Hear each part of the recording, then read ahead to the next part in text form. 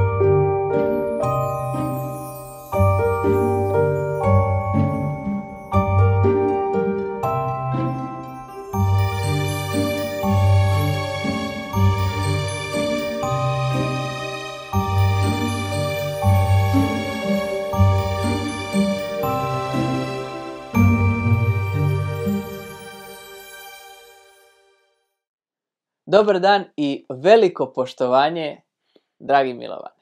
Hvala. Čast mi je i još veće zadovoljstvo što imam danas priliku razgovarati sa vama o, kao što mnoge knjige kažu, nenadmašnom geniju. Vi se cijeli život bavite Nikolom Teslom. Vi cijeli život ste okruženi knjigama.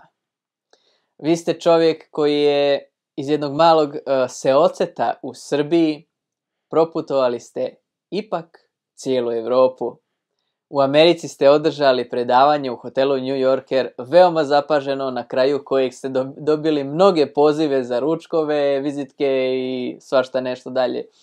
Napisali ste mnogo knjiga o Nikoli Tesli, o njegovom životu, djetinjstvu. Ono što je mene posebno nadahnulo, posebno iznenadilo, jeste knjiga o ocu Nikole Tesle, Milutin Tesla, koju sam rado i drage volje pročitao i u nadi da će uskoro biti knjiga o majci Nikole Tesle. Razgovarat ćemo danas i cijelu emisiju posvetiti vama, vašem životu, ali i Nikoli Tesli, jer je on temelj i stup, da kažem, vašeg istraživačkog i naučnog rada. Veliko hvala što ste pristali da se vidimo. Hvala i vama. Interesovanje za Nikolu Teslu počinje od veoma ranog detinjstva. Ja sam 63. godine rođen, ali 76. godine je bila velika državna proslava 120 godina rođenja Nikole Tesle. Imao sam uvek sklonosti ka prirodnim naukama, fizika, matematika. 76. je bio poznati časopis u to vreme Galaksija, koji je objavio jedan specijalni broj, malo kasnije, ali tada su isto pisali puno, novine su sve pisali, bile su TV serije i po prirodi stvari ja sam bio sklon fizici, posle sam otišao u matematičku gimnaziju, učio fiziku lasera, pa studirao posle teorijsku fiziku na Prirodnom matematičkom fakultetu, ali u Beogradu, ali meni se nekako nije uklapalo to što su nas učili sa onim što sam ja imao neku predstavu o Tesli. Pa sam ja počeo nešto sam da istražujem. I tako, od malih sitnica došlo je do svega toga.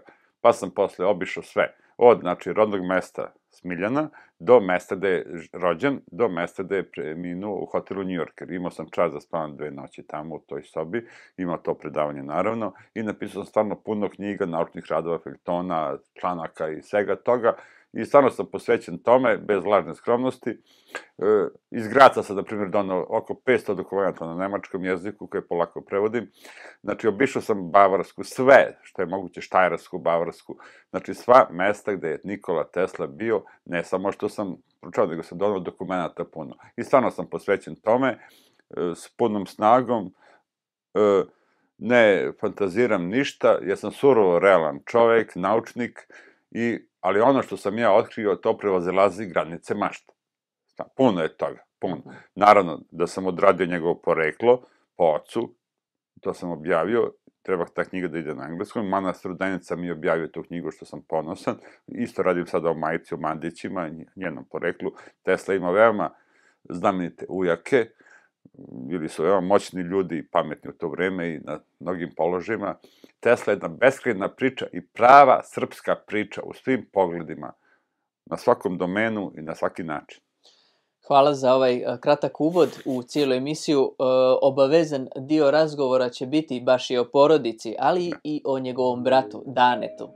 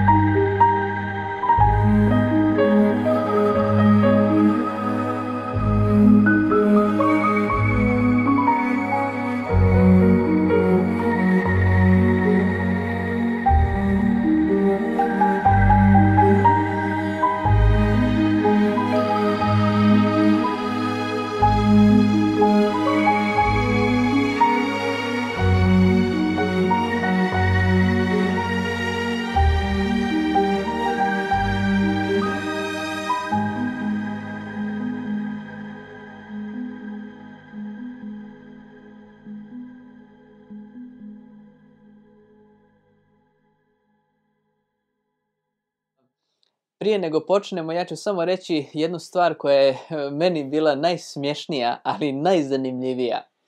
Vi ste čovjek koji je noći i noći spavao. Dragi gledaoci, zamislite gdje? Ne ispod mosta, ne u svojoj kući, ne po hotelima, nego u muzeju Nikole Tesle.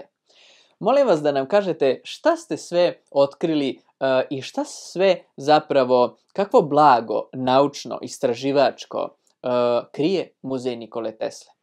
Muzej Nikole Tesle, odnosno arhiva muzeja Nikole Tesle, pod zaštitom UNESCO. Što znači predano na srpski jezik, da mora da bude dostupna. Međutim, ja sam slobodan čovek, ja sam naučnik, ja sam najnormalniji čovjek na svetu, ali uprava muzeja nikako ne dozvoljava nama istraživačima pristup. Bili su neki direktori koji su nama to omogućavali i kad su oni bili, ja sam imao pristup tamo. Tamo su došli 50 i više sanduka građe iz Njujorka, to je zahvaljujući Savi Kosanoviću, sestriću, oni su jednostavno otvorili, pogledali i zatvorili. Nešto sad se kao čuva tamo pod nekim uslovima, izvode neke kerifeke, da kažem, to niko ne zna da pročita. Niti koga to zanima. Ima tamo dosta ljudi, dosta je tamo zapošljenih ljudi, puno ljade, ali ima par ljudi koji se stvarno bave ozbiljno. Bave se nekim radovima, inače to je katastrofa za Teslu i za Srbiju, jer svet od nas traži to. Ako je pod zaštitom UNESCO, to mora da bude dostupno. Oni kažu, ne može da pročitamo pismo. Pa ne može, ako ne možete, objavite. Mike Cypher je jedan od najboljih poznavalaca Tesla iz Amerike. On je doktorirao na Teslinom rukopisu. Pročitaće on, pročitaće neko drugi. Ima ovih ljudi pametnih i stručnih da pročitaju neki rukopis, neka pisma. Međutim, oni se brane zatvorenošću. To nije potrebno. To nama ne treba. Nama treba da to bude dostupno, jer svet od nas to traži. To je velika bruka i sramota za Republiku Srbiju. To mogu pod punom materijalnom i moralnom odgovornošću da kažem. Znači, tamo postoje i kažu, uzeli su Amerikanci, uzeli su Rusi. Niko nama ništa ni uzeo. Jesu neke budale nešto prodale, neke papire. To je činjenica, to se zna. I ono japanskoj sekti su prodali isto. Koji su bacila onaj gas, tamo, metro u Japanu. Sve ima te gluposti, ali glavni materijal se nalazi u Beogradu. I samo smo mi krivi što to ne proučavamo, jer nema ko. Oni stari akademici su biološki izumrli, ali oni nisu stvorili generacije novih istraživača. Nisu uputili, toliko su bili sujetni. I mi smo sad u šahmatu. Nema novih istraživača, nema mladih, a ovi ne dozvoljavaju pristup toj građi. A građa je ogromna, neproučena. Dok ste bili u muzeju, šta je ono što ste zaista nevjerovatno spoznali i otkrili o bilo kojem dijelu života Nikole Tesle? Verujte mi da sam više otkrio na drugim mestima nego u muzeju. Ali ono što je u muzeju, na primjer, 70. godina je snimana serija i film u Zagrebu. Zagreb je snimao film o Tesli. Bilo je vreme Bratstva jedinstva, oni su sve dali Zagrebu, što su hteli. Ljudi su normalni. I ja sam više iz Zagreba dobio i saznao šta ima u muzeju nego u Beogradu. To je, verujte mi, apsurd, ali to je činjenica.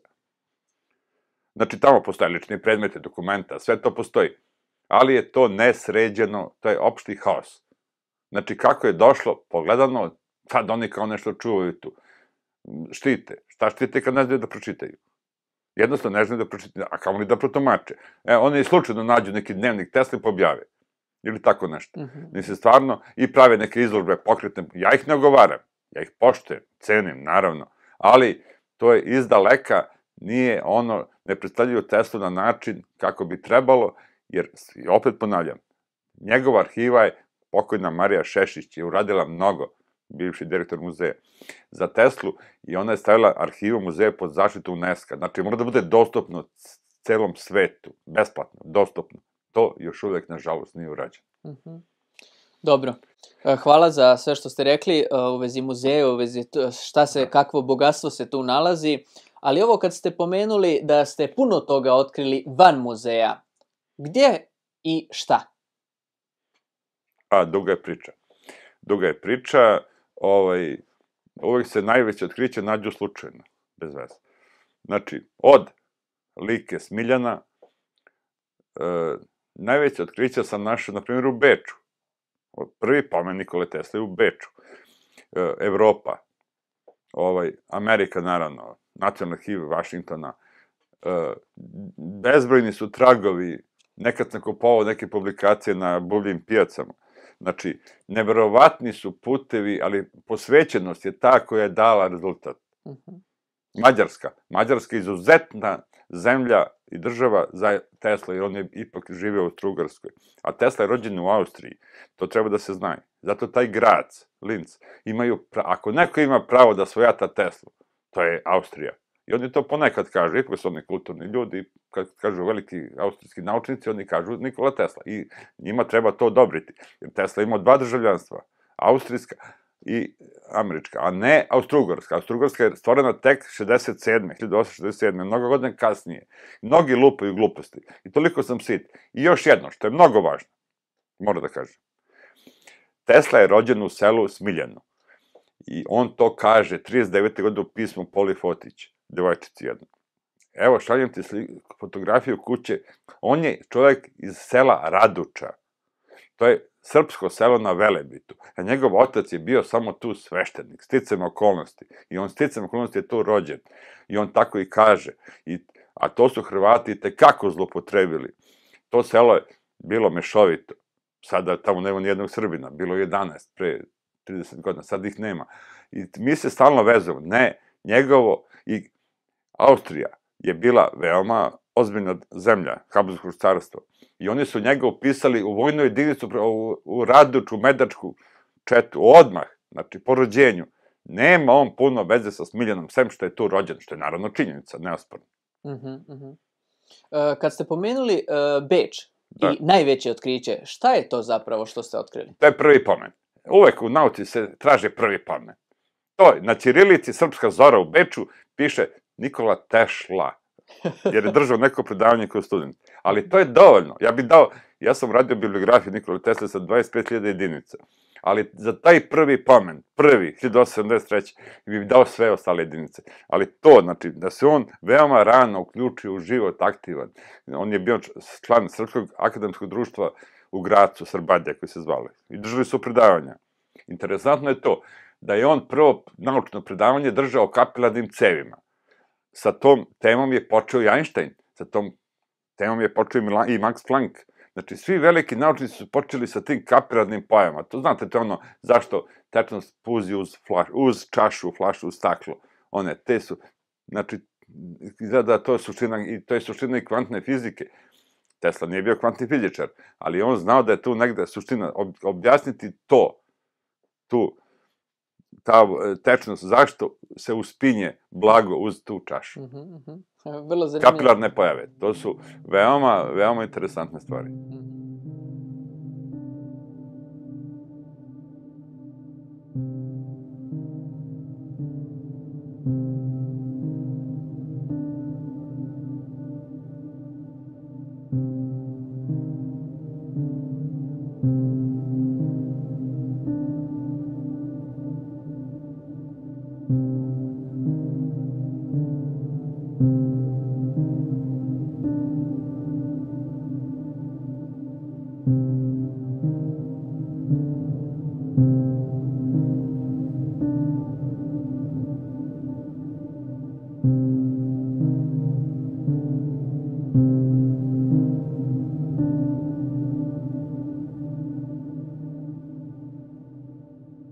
Sve počinje rođenjem, kao što ste malo čas rekli, i sve što kasnije nosimo jeste iz porodice.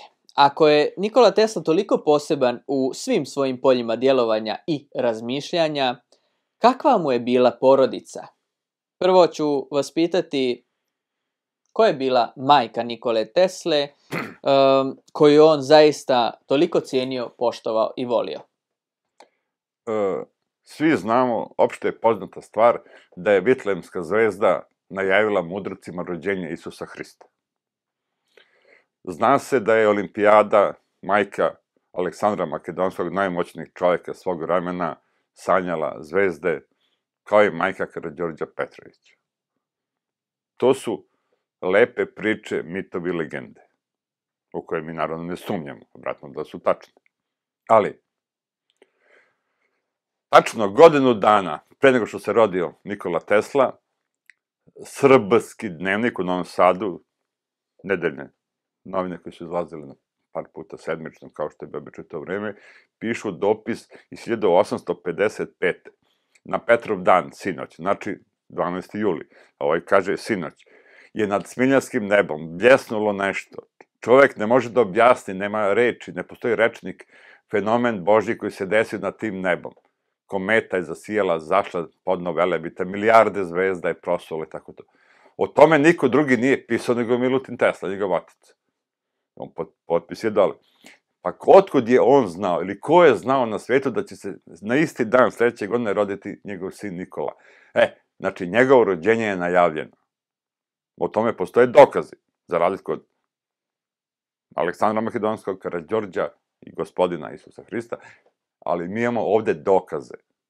Znači, konkretne, ne. I kod Tesla je najfascinantnija stvar što sve postoje dokazi, postoje činjenice. Njegov otac je Milutin Tesla iz porodice koja je dala mnogo sveštenika, mnogo ratnika. Njegov deda se isto zvao Nikola Tesla, koji je bio carinski službenik neki i koji je bio prepletnik jednu knjigu u Trstu 1811. Mi to sve znamo. Majka je bila iz porodice Mandića. Mandići su iz Popovog polja iz Hercegovine i ona je imala 4 brata i jednu sestru. Ta njena braća su bile izuzetno pametna i sposobni ljudi u svoje vreme. Jedan je bio mitropolit Dabrobosanski i to veoma se malo zna da je sahranjen u Sabornoj crkvi u Sarajevu. Drugi je bio Paja Mandić, koji je bio jedan od najbogatijih Srba u Mađarskoj, kažu da je voz išao 4 sata kroz njegovo imanje. Treći je bio visoki oficir Austrougarske vojske. Četvrti je bio kafedžija u Gračacu u Lici. I to je brojna prepiska Tesle s njim, ovaj mu šlao vino, pa mornari to razbiju u flaše, pa ovaj kaže, ujače dragi, čekam ovo tvoje vino kao Jevrej Mesiju, 1000 godina, kaj pošalje mi onog našeg vina. Znači, porodica po majci, izuzetno, oni kažu da je bila napisana, mada je to teško reći, jer izašao je propis u to vreme da sve svešteničke žene mora da budu pismene. Ona je znala gorski vinac napamet. Teško je to reći da ona je bila nepismena, mislim, to su priče neke, jer Milutin je bio ipak, njen muž je bio obrazovan čovek, lojalan svoj naciji, kaže, ništa mi draže nije od vere i naroda mogi, za to dvoje ću dati život i čast. Znači, majka, i Tesla kad piše o svojoj majci u Americi, u onom električnom sprinteru 19. godine, 1919. On daje odu srpskoj majci, kako ona bila sposobna da seje konoplju ili ostale žitarice, i da tka, i da napravi razvoj. To je ipak velika umetnost i dan danas. Nađite mi neke žene koji znaju da rade. To je bila vrhunska majstorija u ono vreme. Čak je naveo u nekim spisima da je izumila neke određene stvari za poljoprivredu, za rad. Pa da, u tom zanatstvu, u tom razboju, u tom tkanju. To je vrhunska umetnost, vrhunsko zanatstvo. To treba stvoriti nešto, olakšati posao.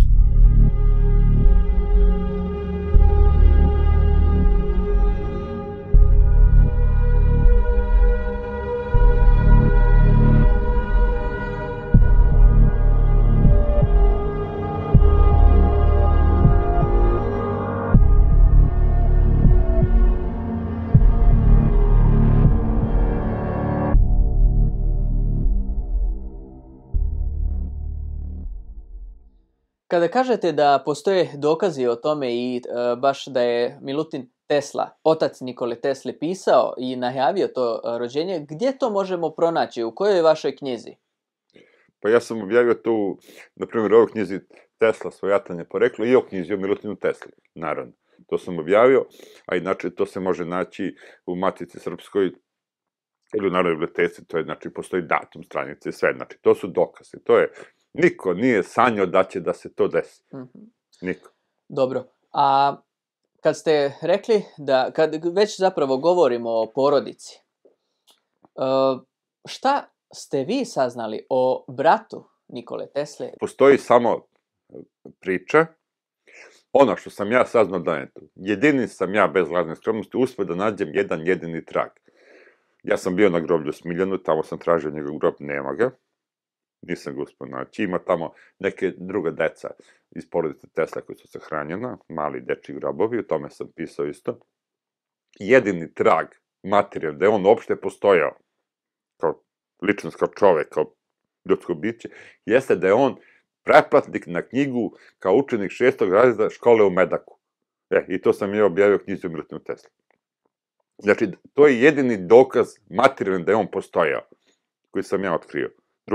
Drugo nema ništa, nažalost. Znači, samo ono što je još Tesla rekao i to je to par Ono što je rečenica. Tesla rekao i što sam ja našao taj podatak da je on bio pretplatnik na jednu knjigu kao učenik 6. razreda škole u Medaku. To je Danilo Tesla, učenik taj, to sam objavio u svojoj knjizi, inače drugih tragova nema, nažalost. Dobro. Ali to je dovoljno. Da.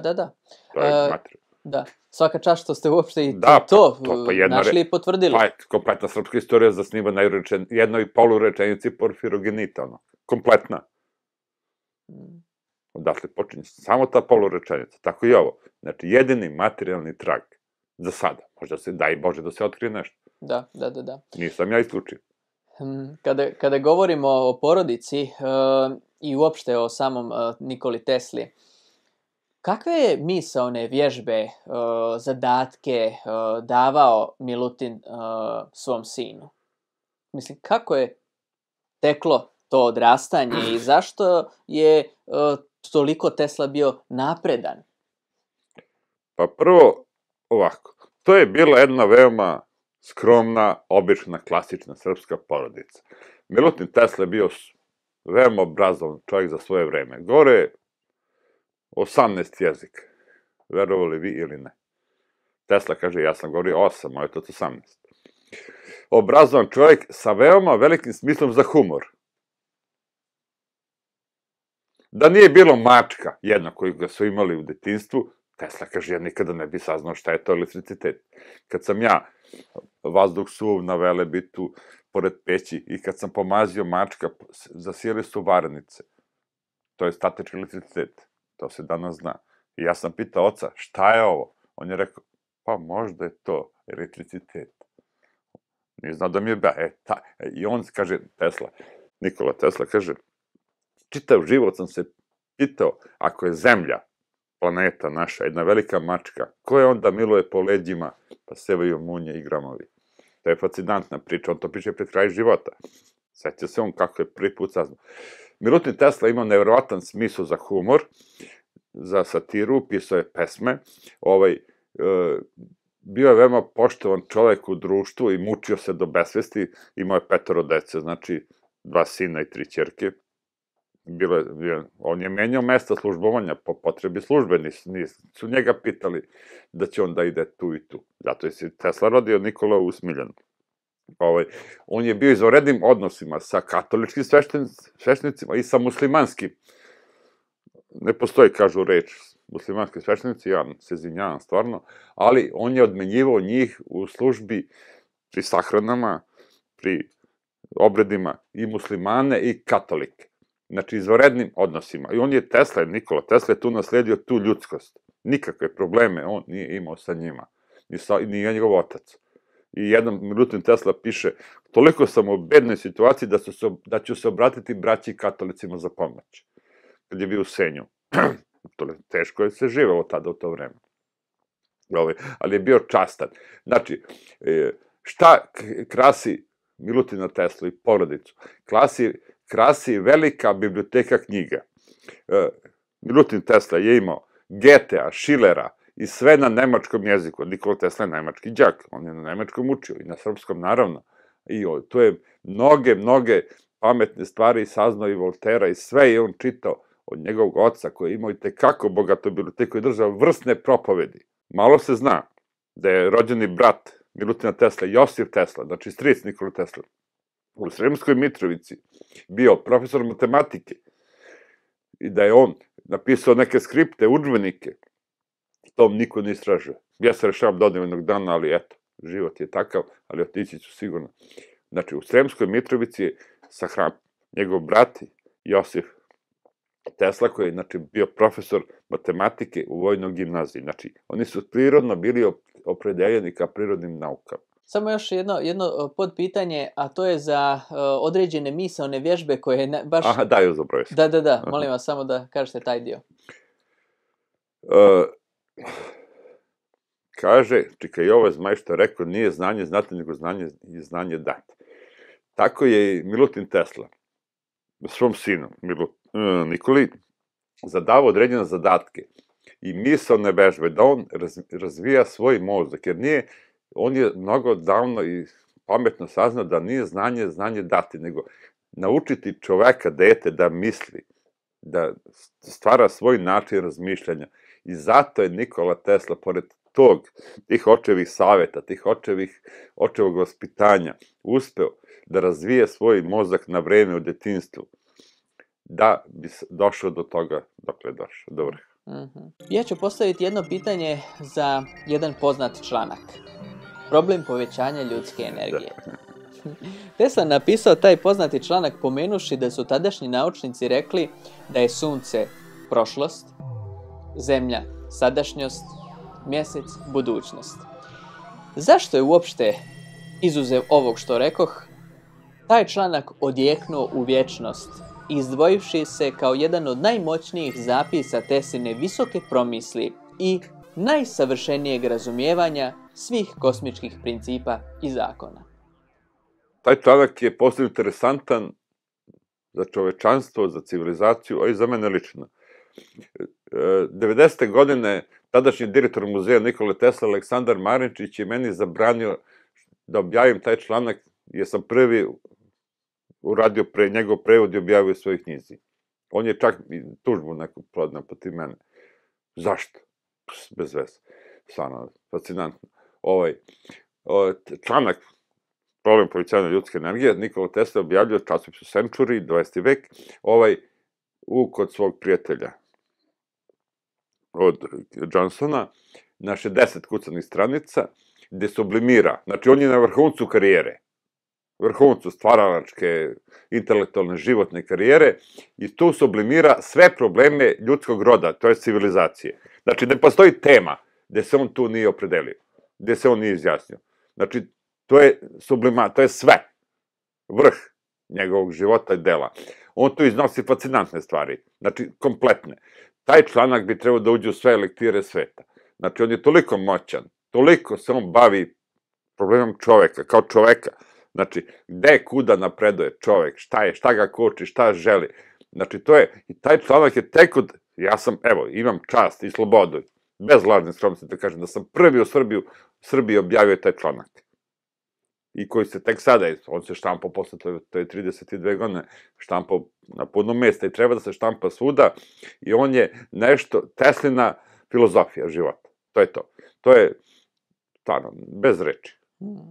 Hvala što ste uradili takvo jedno djelo, među prvima, zapravo prvi. Prepoznao sam. Kod nas je bio zabranjen. Zašto ne? To nije jasno.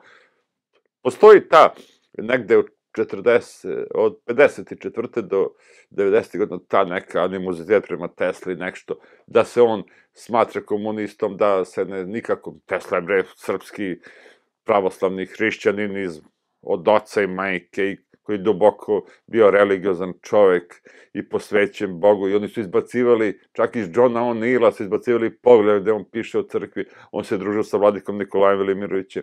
Znači, to je nesporne su stvari, ali nisu bile popularne, da se kažu, u to vreme, i to je mnogo štete naneseno Tesli, od te 54. do 90. godina. I mnogi su tu gluposti napisane i objavljene i tako, ali stvarno bez veze. Baš i sam vladika Nikolaj piše o susretu sa Nikolom Teslom i koliko je njega Tesla iznenadio, koliko je čovjek u potpuno svojoj nauci i da ga ne valja i ne treba ometati. Naravno. Pa možete li vi možda još dodati neku dopunu o susretu svetog vladike Nikolaja Velimirovića i Nikole Tesle? Postoji jedna poznata priča o dolaru, kad je Nikolaj pitao Teslu, kaže, imam $1, to ti mogu dati, a najjača priča je ova. Kad ga pita Tesla Nikolaja, jer ti veruješ u Boga? Kaže, da. Jesi ga video? Kaže, ne. Takže ja nikad struju nisam video, ali znam da postoji. Da. To je njihova priča. Također Meštrović, Ivan Meštrović, Hrvat, i to veliki hrvatski umetnik, isto svedočio Tesli o umetnosti, o pismu, o govoru, o jeziku. Fascinantni su ti sagovnici Tesle. Neko bi, valjda, ne mogu ja sve da stignem, naći pametan da objavi sve te susrete i sve te događaje sa Teslom, koliko su oni fascinantni, u par reči je objasnio suštinu sveta i sve.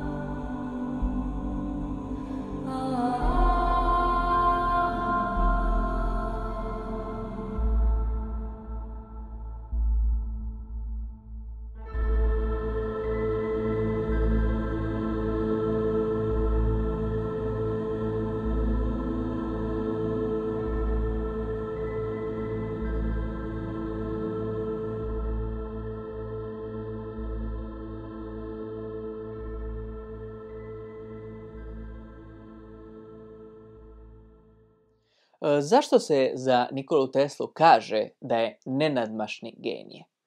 Pa zato što, evo, da počnemo od danas pa unazad. Danas na Google ukucate Nikola Tesla, imate milione jedinica, ili tako? Ukucate Einsteina manje, Edisona još manje. Ali za sve naučnike sveta, interesovanje vremenom opada i za Newtona, i za Edisona, i za Max Plancka, i za Einsteina, a za Teslu raste. Zašto? Zato što je Tesla predvideo budućnost, anticipirao budućnost. Znači, on je, evo, samo jedan primjer. 1908. godine, on objavljuje svetski informativni sistem u 12 tačaka. Ne postoje reči, ne postoji rečnik. Znači, više od 100 pojmova je trebalo izmisliti, stvoriti da bi se objasnili njegove pronalazi. A evo, ti i ja živimo danas u to vreme mobilne telefone, internet, ili tako. Isto, reči koje mi danas znamo nisu postojale pre 10 godina, 20. Tako u njegovo vreme. Znači, on kaže, 1908. godine, on to mnogo pre uradio, nego tad je objavio, mala džepna sprava koju će svako nositi sa sobom. Šta je to nego mobil? Imaće tajnu vezu, znači ličnu vezu, svaki pojedinac. Štampaće se novine i slušati muzika na kopnu i na moru. Tačno vreme. I znači, svetski informativni sistem koji se danas ostvario zadnjih 10 godina je njegovo delo od 908. 904. je objavio 908. Da budemo precizni, u 12 tačaka. Znači, to je to fascinantno. To je samo što se tiče komunikacija. Šta ćemo za energiju, bežični prenos energije, šta ćemo za turbine, šta ćemo za hiljade stvari. Teslin jedan patent, nije sadržavao samo jedan patent, nego mnogo patenta u jednom patentu.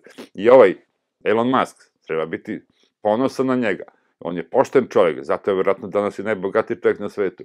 Zato što on kaže, sve sam ja to našao u američkom patentnom zavodu, to ima, to je dostupno.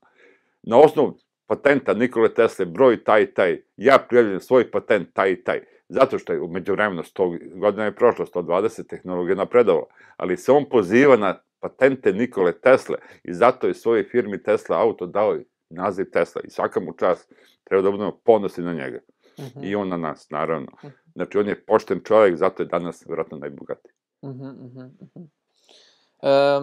Šteta što možda više ne radi za promociju Tesle, ali i ovo je veoma važno što je uradio. Ime je dovoljno. Tesla, kad ste pomenuli sve ove patente, 1917. znamo da je Tesla postavio osnovne principe u vezi sa frekvencijom i nivom snage prvog radara.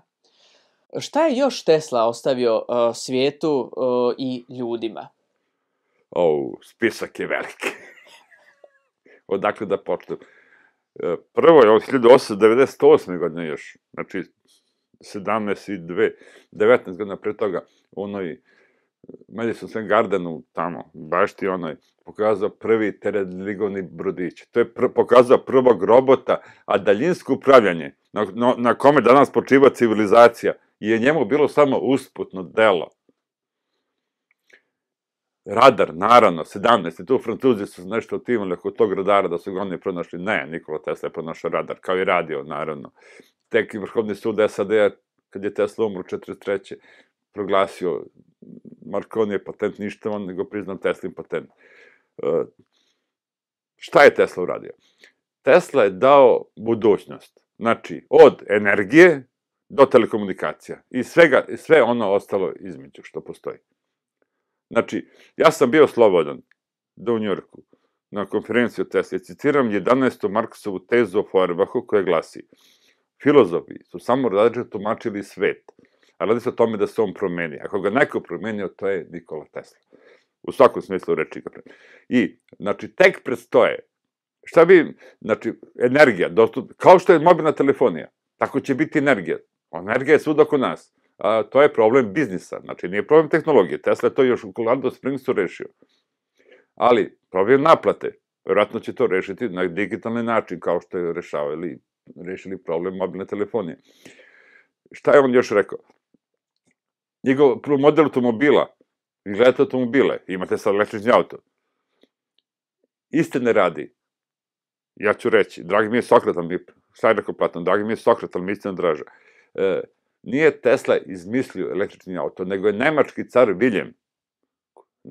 Tesla je izuzetno poštovao Nemce, jer je nemački čovjek, nemački đak, dao zadatak naučnicima svog doba da pronađu auto na električni pogon. I Tesla naravno bio najbolji u tom. Znači, to istine radi, da budemo pošteni, kao i uvek. Kako će izgledati automobili sledeće generacije? Da vidite vi Teslin auto iz 1908. 10. kao aeromobil. Nešto nevratno. Sledeća generacija, on kaže, neće imati točkove, nego će se jednim mlazom oslanjati na podlogu, a jedan drugi mlaz će ga gurati napred. Znači, a njegova turbina će biti umesto motora. Kad je on John Fordu rekao, osnivaču američke automobilske industrije, da ima novi motor, novu turbinu, sve, ovaj ga pogledao i Ford mu i rekao, kaže, šta ti misliš, bre Nikola, da mi pretvoriš automobilsku industriju u gomilu starog vožđa? A Tesla mu kaže, piti malo više mleka, više ćeš motora da napraviš. To je anegdota poznata. Znači, totalno nova revolucija u automobilima. Znači, bez točkova, neće imati točkove. Vidjet ćete, a to je Teslina crtež postoji, to sve postoji, patentirano je još 1908, 9, 10. Pa, evo sad, šta gledamo? Dronovi. Pa 1928. godine, poslednji Teslin patent je taj letelice, 2 patenta, 1928, 2 patenta letelice sa vertikalnim poletanjem, sa 4 propelera. Evo, pokazat ću vam posle u knjizi. Znači, to je njegov patent lično, koji se ostvario, evo, prije 10 godina. Pukovnik John Jacob Astor, stradao na Titaniku, bio je mecena i Teslin dugogodišnji prijatelj. Otkupom dionica u vrijednosti od $100.000 omogućio je Teslin boravak i eksperimente u Colorado Springsu.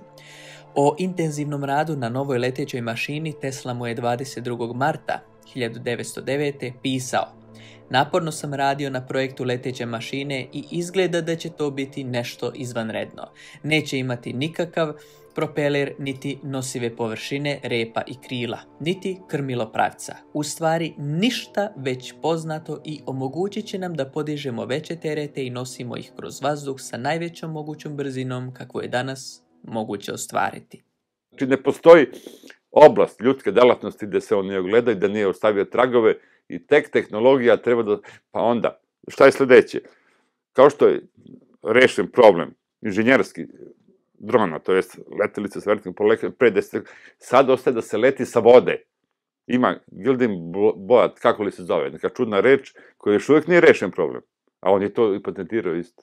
Nešto su Italijani pokušavali, ali Teslina ideja je glavna. Kad ste rekli za električne automobile, isprobao to, stavio taj motor od tu turbinu u auto i vozio, ali ne zna se tu tačno koliko je kilometara vozio taj auto bez motora, izvadio je taj osnovni motor, nego ubacio svoj. Znate li možda više o tim detaljima? Ja ću biti slobodan čovjek, možeš ovo da izbrišeš, ja mislim da to izmišljeno sve. Mhm. Najiskrenije ti kažem. To su oni fantaziri. To nije bio. Znao bi ja 1.000.000%. Mhm. Oprosti, što kažem ti lično i personalno, i to možda ne možeš da snimiš, to je izmišljena priča. To ne postoji. Znao bi ja to. Mhm, mhm. I oprosti malo, ja sam način. Dobro, sve okej. Oni to fantaziraju, to nije tačno, veze to ne. Znači, samo je dao taj osnovni patent, da. priložio je, da kažemo tako, Da. jasno. Ima ona fotografija s onom ženom, znaš, tamo, onom auto, ne, to su izmislili oni. Da. Ali postoji slika u nekom autu, on Pa da, sa ženom, pa da, postoji, pa da. To je drugo, to je mnogo ranije. Jasno. Ne. Znamo da je Nikola Tesla putovao prvo Evropom, pa onda je završio u Americi. A šta je radio u Parizu? Za Nikolu Teslu i Pariz su vezane veoma zanimljive priče. Pre odlaska u Sjedinjene Američke Države, Tesla je proveo veoma lepe godine u Francuskoj, to jest u Parizu, i on je, istine radi, treba reći da je on radio u Edisonu i Continental kompaniji. Znači, Edison je njemu dao prvi posao i kod Charlesa Batchelora je radio u Parizu. Iz Pariza potiču čuvene priče o Sari Bernard i od njegove priče o njegovom elektromotoru i on je iz Francuske, to je iz Pariza, otišao u Ameriku. Kad se vratio u Evropu, prvi put, on se 2 puta vraća u Evropu. Obično je poznata ona priča od 1892. ali treba znati 3 godine ranije, 89. kada je otvoren Eiffelov toranj. Tada je on bio na svetskoj izložbi u Parizu isto. I sa svojim uljakom Pajom Mandićem, koji je bio mitropolit, Dabrobosanski. Znači, i ono što, kad se proučava Nikola Tesla, treba posebno obratiti pažnju na ono što je on govorio u Parizu pre nego što je postao slavan i popularan. Znači, Francuzi su njega obožavali, on njih naravno, i te priče koje je pisala francuska štampa pre 92. i 89. i pre 84. su veoma autentične, tačne i precizne. Znači, onda je on bio u Strasburu, naravno, koji je bio deo Francuske, i tu postoje brojne priče i veoma interesantne i naravno da su tačne. Postoje li još neki navodi Teslini za neke druge gradove, recimo po Bosni, po Srbiji? Da li se pominje u nekim dokumentima? Naravno da postoje. Tesla je bio Srbin, nesporno, i poznavao je sve srpske zemlje. Njegovo interesovanje nije bilo samo za Liku, za današnju, kažem, Hrvatsku, to vreme nije ni postojala, bila je to Austrija, pa tek kasnije Austro-Ugarska, i za Srbiju, Kraljevinu Srbiju, i za Niš, i za, na primjer, srpske zemlje u današnjoj Bosni, to jest Banja Luku. Kad je Nikola Tesla upoznao Zmaja Jovana Jovanovića i kad je preveo njegove pesme u Americi, on je rekao: mislim da sam više ovime uradio za srpstvo nego celokupnim mojim radom na polju elektriciteta. Tesla kaže da su naše narodne pesme, po mišljenju samog Getea, spadaju u red vrhunskih grčkih i rimskih, starogrčkih i starorimskih. A kaže, kad je on to rekao kao Nemac, šta bi tek rekao da je bio kojim slučajem Srbin? To je rekao za Getea.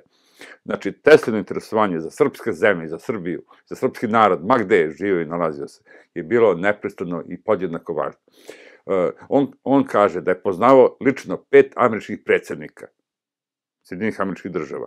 Vjerojatno su oni pričali o Srbiji, o Srbima, nisu oni pričali neke druge teme, nisu imali, nego Srbija. Nijedan događaj u Srbiji ili srpskim zemljama se nije desio da New York Times ili neke prestižne novine američke kao New York Times, da nije tražio njegov intervju. A kada je ubijen kralj Aleksandar Karađorđević 9. oktobra u Marselju, lično je Nikola Tesla napisao nekrolog.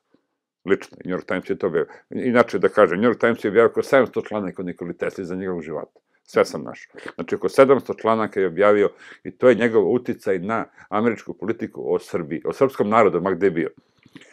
Nikola Tesla je izuzetno znao i za Srbe u današnjoj Republici Srpskoj i kada je umro Petar Kočić, on je hteo da mu podigne spomenik u Banja Luci i on je imao intenzivnu saradnju i druženje i pisanje sa društvom Zmijanje u Banja Luci. To je malo poznat podatak, ali evo, da kažemo ekskluzivno, ta pisma su otkrivena, poznata su, evo sad su, vi ćete biti slobodni da to objavite.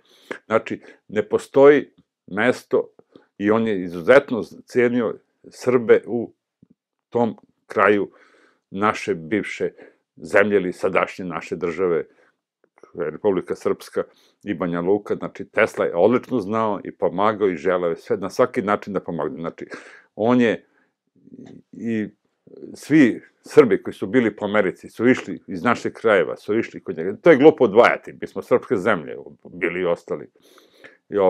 Znači, njegovo interesovanje za Banja Luku je bilo i ostalo doživotno. Nevjerovatno i vrlo zanimljiv podatak. Hvala što ste i podijelili. Evo, sada gledaoci imaju priliku vidjeti taj dokument. Naravno. Sjajno.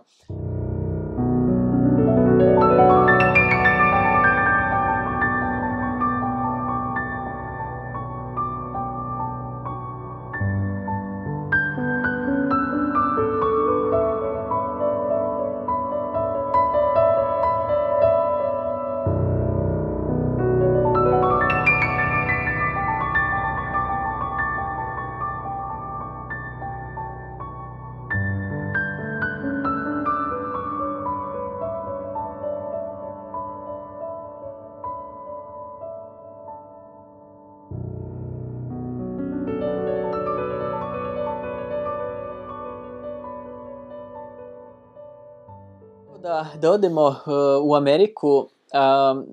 Malo čas ste pomenuli da je imao susrete i razgovore sa 5 američkih predsjednika, ali to su bili i drugi znameniti ljudi, pjesnici, pisci, Mark Twain, Naravno, pjesnici. naravno. Sa kim se tu Tesla družio? O čemu je, šta vi mislite, razgovarao Tesla sa takvim umjetničkim posebnim dušama? Tesla je bio na vrhuncu karijere 2-3 decenije, od 1890. do 1910. Znači, najmanje 2 decenije, u vrhu establishmenta američkog. I najveća čast u Njujorku je bila biti pozvan kod njega na večer ili u njegovu laboratoriju. To su mogli samo izuzetni ljudi da dođu. Kao, na primjer, Mark Twain, kao Paderewski, kompozitor, kao Dvoržak, kao najveće žene i glumice svog vremena, pijanistkinje, balerine, operske pevačice. Znači, vrh, krem američkog društva je se družio sa njime. I bila je čast da ih on pozove, on je spremio izuzetne večere, on je bio galantan čovjek. On je živio na elitnim hotelima, znači vrh američkog društva. To je nesporna činjenica. One komunističke priče da on bio siromašan, to su gluposti. On je trošio ogroman novac, on je zarađivao ogroman novac za njega nije značio ništa, on kaže ja sam previše dao svetu, i Astor, John Jacob, onda JP Morgan, najbogati Amerikanci su bili njegovi najbolji prijatelji. I šta su oni pričali? Pa Tesla mi je pričao o Srbima, o srpskom narodu, o majici, o ocu, o našem poreklu. Oni nisu mogli da nađu na karti geografskoj gde je ta Srbija, gde je ta Lika, srpska zemlja. Našli Velebi, tamo planina, kaže ovo je mora da je došao s kosmosa. Od tu su nastale te priče, njegove fantastične. On je bio najnormalniji, visok, zgodan momak, neoženjen, bio je predmet za najbolje odvarače Njujorka su mu se odvarale. Znači, to je nesporno. On je bio čovjek na svom mestu, u svakom pogledu. Znači, čist, elegantan, najelegantnije obučen. Knjige se pišu o tome, o njegovoj modi, o njegovom oblačenju. On je znao za sve, njegove fotografije su fantastične iz tog vremena. Njega su slikali najpoznatiji fotografi Njujorka tog vremena. Znači, tu ništa nije slučajno. On je radio na Srbiji, na srpskom narodu. Znači, srpskom narodu, ne Srbiji, nego srpskom narodu. I, tu nema nikakve dileme. I on je mnogo uticao na američki stil života, na Amerikance. On je njima dao sve. Poštovali su ga oni. Nije tačno. A bilo je vremena kad su ga tužili za $100, za 200. New York Times je objavljivao na zadnjoj stranici sudske presude, pozive za ročište, poznati naučnik tužen za 100-200. Njemu to nije značilo ništa. Bio je on u sudu. Znači, on je živeo od vrha do dna. Ali je živeo pun život. I on se bavio istraživanja i podaruje čovečanstvu blagodeti za čitave vekove koji nama tek predstoji dolaze. 1885. godine Tesla osniva svoju električnu kompaniju za proizvodnju svjetla, The Tesla Electric Light and Manufacturing, sa sjedištem u New Jerseyu. Da. Ko je sve radio tu sa Teslom? Ko su bili ti ljudi? Šta se zna iz te laboratorije? Tesla je otišao 84. Vi ste rekli 85. Da, on je 85. osnovao prvu kompaniju. Tesla imao 10 kompanija. Najmanje 10. Počeo je sa tom, prvo je kao po kanale 84. i 5. za $2 dnevno, tako je bilo, dok se nije snašao.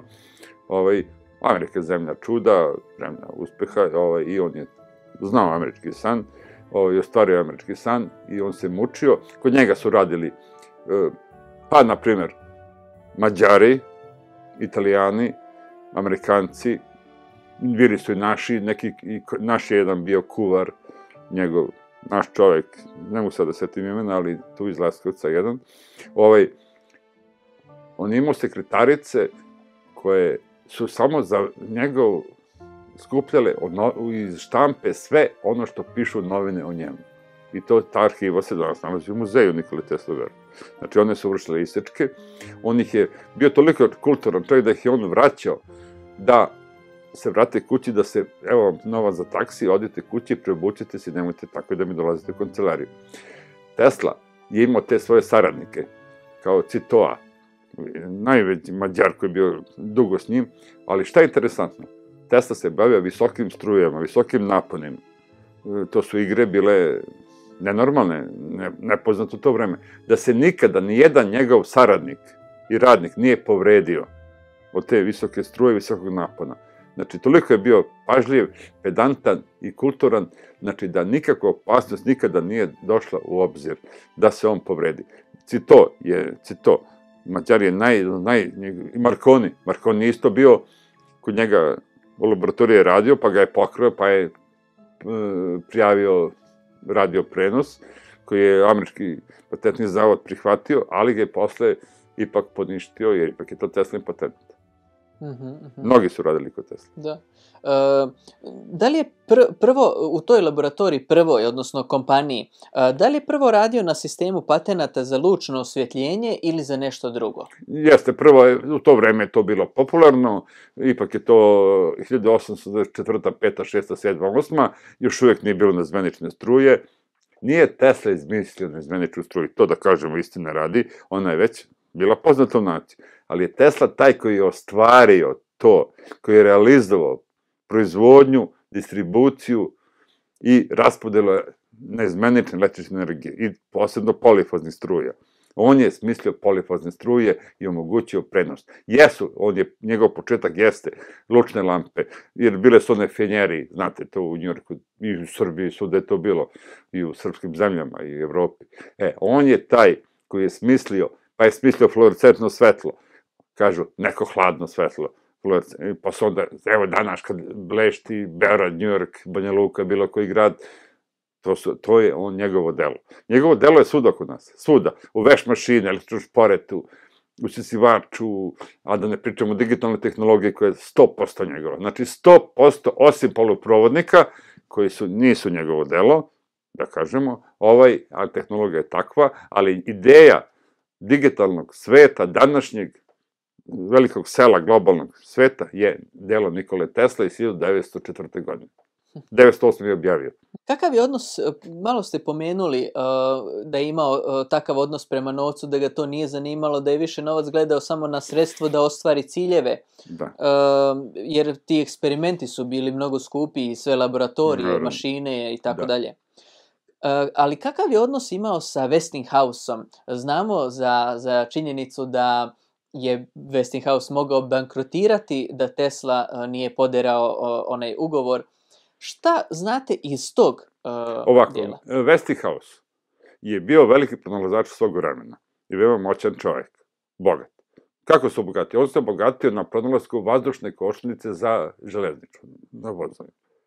I on je odlično znao svrhu pronalaska. Upoznao je Teslu, finansirao je Teslu, kupio je Tesline patente i kada je došao u krizu, Tesla je lično pocepao taj ugovor, $1 po konskoj snazi. To bi bile neverovatne sume. To su sume mislim, mogu da kažem bilo koju cifru, ali glupo je nezamislivicu. I Tesla je iz poštovanja, zato što je bio čovek pravoslavne vere, pošten, častan čovek, pocepao taj ugovor i kaže, hvala vama. Nije to prva i jedina Teslina priča na tu temu. On kaže, dok je bio u Evropi, pre Amerike, 1883. gradonačelnik Strasbura Bozen mu je obećao veliki novac za svoj motor, koji nije mogo da uradi u Evropi. Zato on otišao u Ameriku.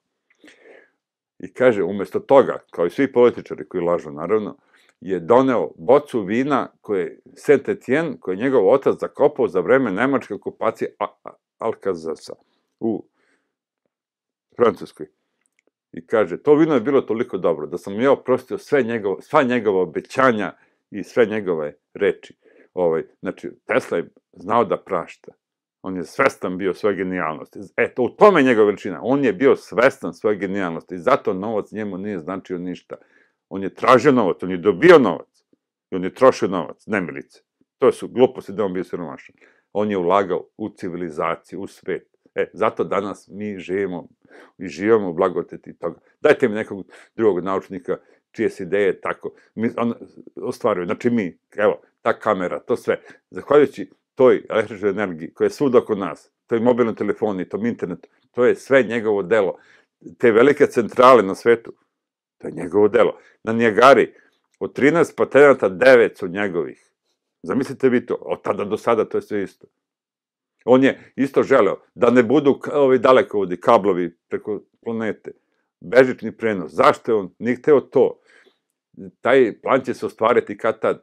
Samo je pitanje biznisa. Znači, nije problem tehnologije, nego biznisa, naplate toga. Ali to će se uraditi jednog dana. Šta znate o njegovoj sahrani?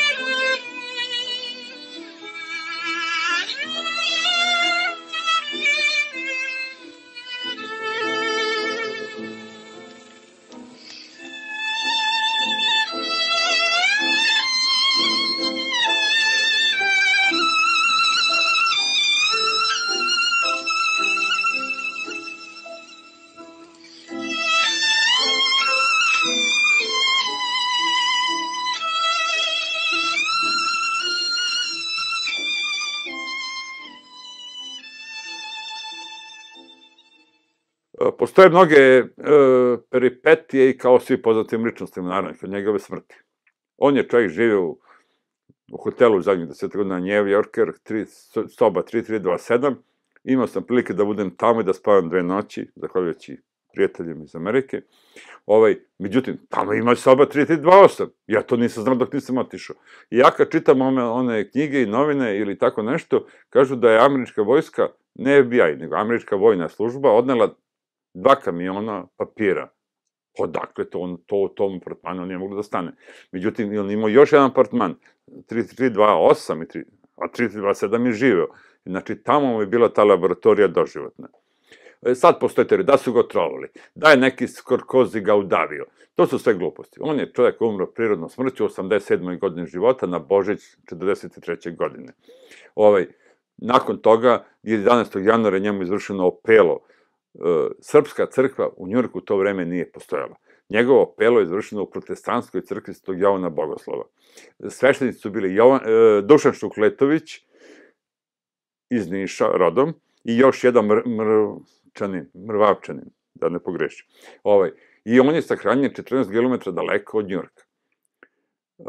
Po svim pravoslavnim običajima. Međutim, rat je bio 43. Još uvijek nije bila Stalingradska bitka. Ko je znao kako će da se reši rat?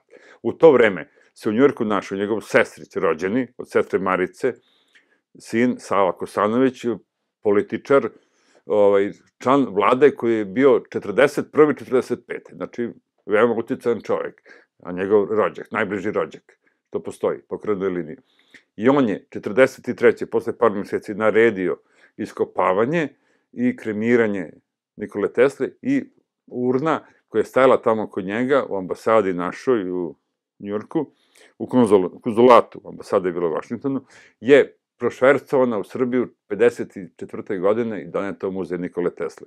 To je iz najveće nužde urađeno. Nije to urađeno nikakve, tu nisu bile zavere ili neke druge gluposti, nego bilo da njegov posmrtni ostaci ne ostanu preko okeana, nego da se donesu u Beograd, u Srbiju, da ovde budu za navek i za uvek. U tome, to je suština cele priče, a sve drugo su gluposti.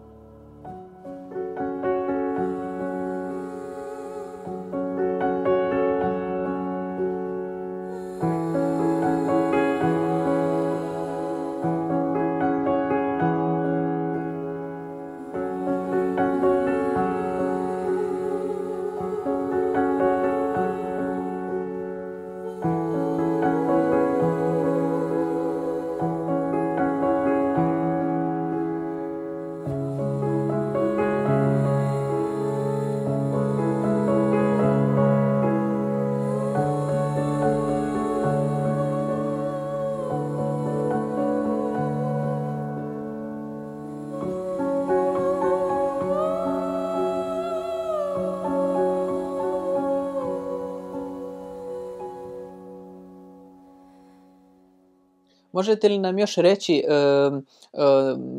nešto što ste saznali za snimak filma?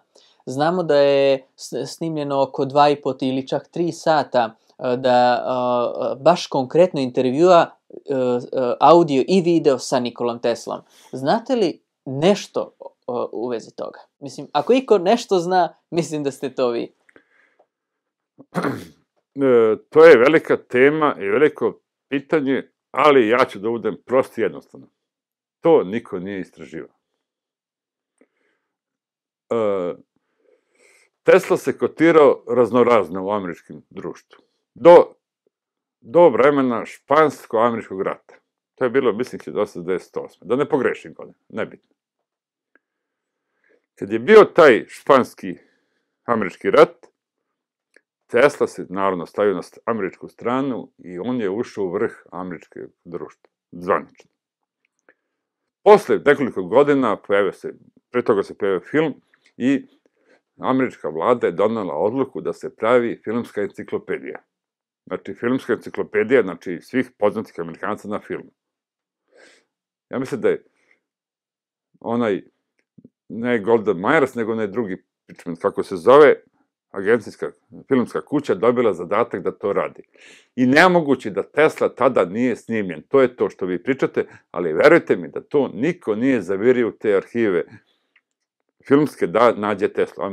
99,9% mora, jer to je bilo naređenje američke vlade, da se on snimi. I postoje takve fotografije. Vi ste fotograf i veoma se jasno razlikuju fotografije sa fotoaparata i sa filmske kamere. 3-4 su objavljene, ne više. Znači, postoje, sigurno sam, ali nikog ne zanima da to stvarno istraži. Šta je ono o Tesli što je najmanje poznato, a vi znate? Mnogo toga ima. Mnogo toga ima. Evo, prvo što vam dođe na pamet, što je bitno sada... Volao je žena i vino, na primjer. Ljudski stvari da krenem. Dobro. To je, svi ga stavio neke gluposti i druge, tako nešto. Čak je bio normalan, kaže, ja sam popio čitavo malo jezero alkohola. On je pio uživao vinu, uvek mu je slao, tamo je degustirao, kaže on ujaku. Uveče, pošalje mi onog našeg vina. Ovo ovde američko je odvratno, mnogo je lošije od onog što smo pili u Parizu, a znaš da je ono bilo nikakvo. To je samo jedan detalj.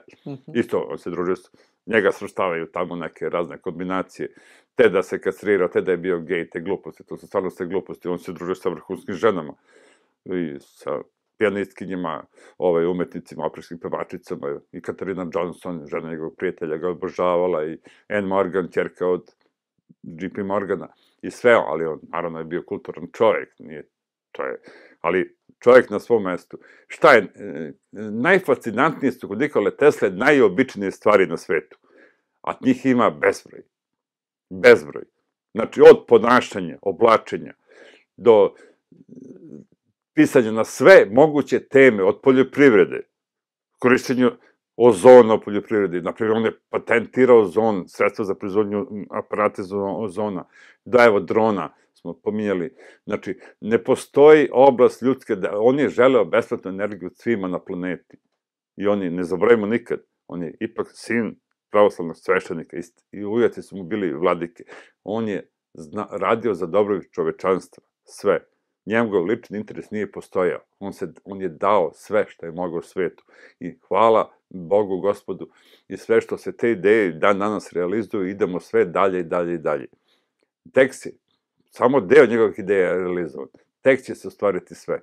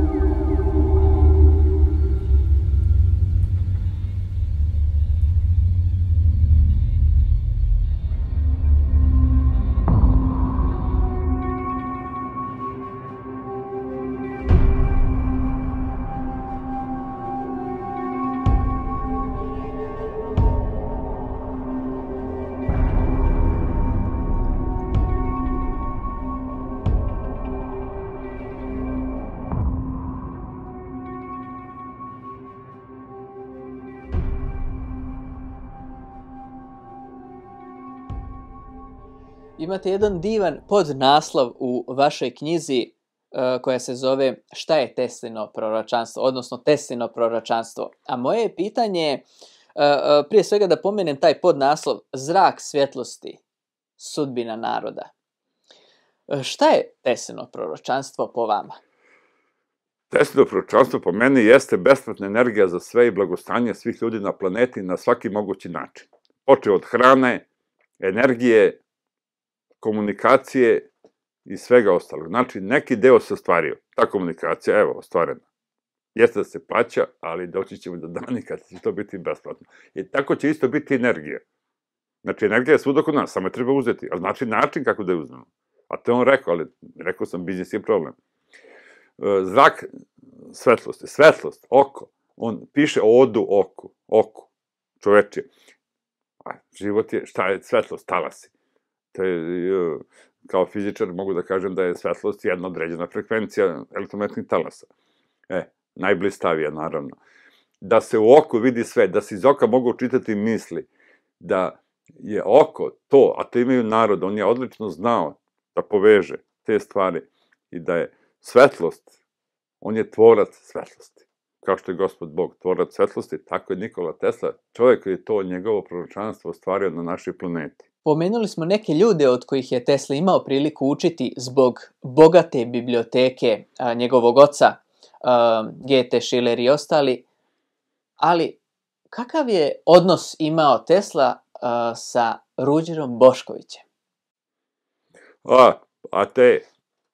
On pominje Ruđera Boškovića u raspravi sa Einsteinom. I kad se pojavila teorija relativiteta.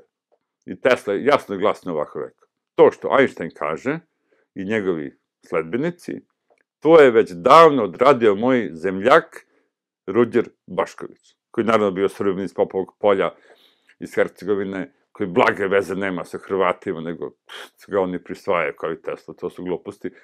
I on kaže, Tesla kaže da je teoriju relativiteta stvorio Ruđer Bošković, njegov zemljak, možda daleki rođak i tako nešto, ali on je, znači, se divio Boškoviću i ona čuvena fotografija, on drži njegovu prirodnu filozofiju u rukama, kad se slikao tamo. Znači, Tesla kaže da je Ruđer Bošković tvorac teorije relativiteta. Da su ovi ga samo kopirali, naravno ne vodeći izvor. Da. A kad ste pomenuli njegove večere koje je organizovao Nikola Tesla, čak je na proslavama svojih rođendana često bio protiv Einsteina i govorio o njemu. Odnosno baš o njegovoj teoriji. Znate li možda zbog čega i zašto je uopšte sam etar kao pojam izbačen iz nauke i zašto je Tesla bio toliko protiv teorije relativnosti i uopšte Einsteina? Tesla je, za razliku od Einsteina, Tesla je bio pragmatičar. Znači, čisto američki čovjek, teorija američka je pragmatizam i Tesla je bio pragmatičan, Einstein je bio teoretičar. Neću dobro žalim, naravno, Einsteina, ipak je on mnogo uradio. Dobro, za njega je to uradila Mileva Marić. To je priča koja otvara sva druga pitanja.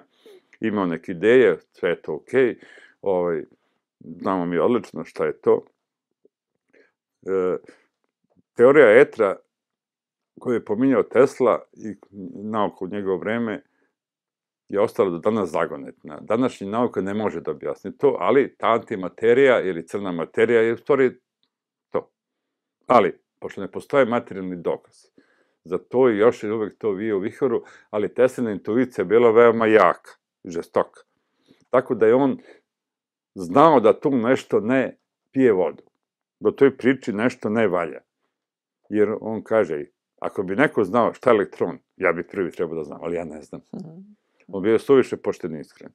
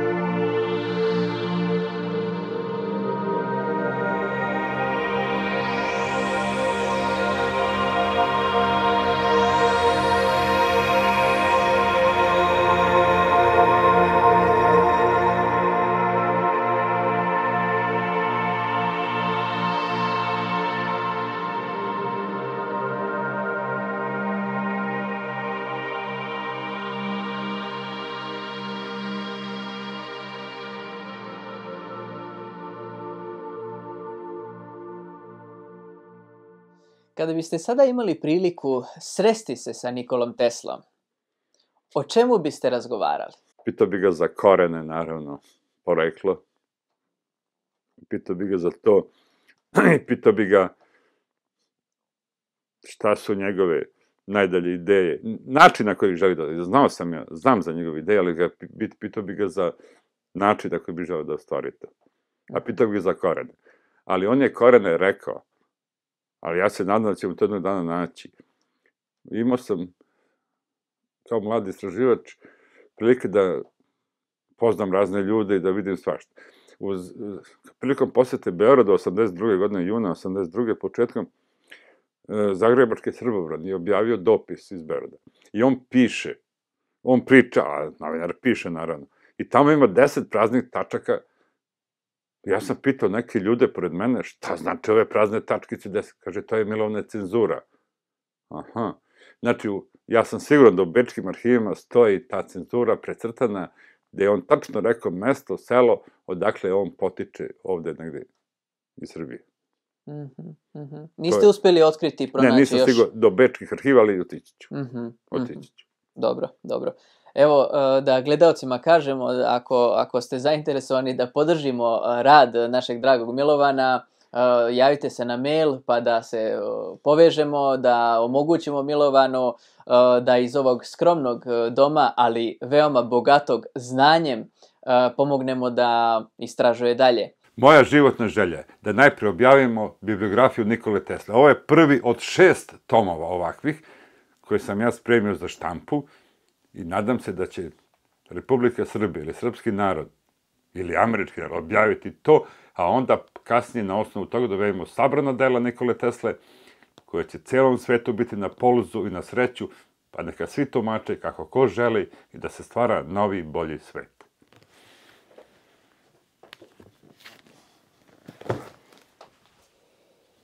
Šta drugo da kažem? To je baza podataka, odnosno koga da se spravi sabrano dela, ali tako? Ja sam uradio 25, nisam ti to rekao, 25.000 jedinica na 30 jezika svetskih. Čekam izdavača. Imam dogovornu promociju, korisnu aplikaciju u Vašingtonu. Je li imate izdavača, ili ne? Nemam. Neće da je lopa i bre, ljubomorni. A koliko... To bi bilo ovako. Vidi ovo. Ovo je srpska bibliografija, vidi. 20 tomova, koliko? Samo sekunda, ne vidim. Aha. A ja sam 6 uradio. To rade 50 ljudi 50 godina, a ja sam sam uradio 6. U Tesli. Na 30 jezika. Na 30 jezika? Obuhvata radovi na 30. Jasno. To je glavno za mene.